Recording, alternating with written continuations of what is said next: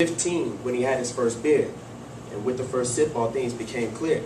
His father before him had led a wretched path, but he made it out of hell and he stole his soul back.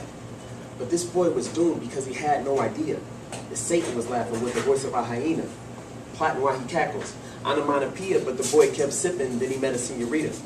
He knew she was the one because she had him so impressed, so away from the truth, this boy just digressed. 3 years later, he didn't graduate, but to get one sip, he didn't ever hesitate. A few years down the road, him and his girl tied the knot, but she was so afraid because the liquor had him hot. He was out committing crime. She was worried all the time because he wasn't working and she had a 9 to 5. Then he found out that she was pregnant with his kid. Thought that it would stop him. For a bit it did, but later he hit the bottle because the bottle was his savior. And as his kid grew, he continued this behavior. He had changed so much, none of it to his favor. Every time he drank, his hatred just grew greater.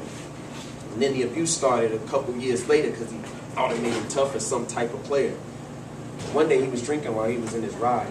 He was so out of whack he didn't see the semi. Everything that happened to him so fast, no chance of survival, so he died in the crash. Stop to think, what do we learn here? This boy fell to the temptation of his peers. This poem is sincere, because all of this is caused by one beer.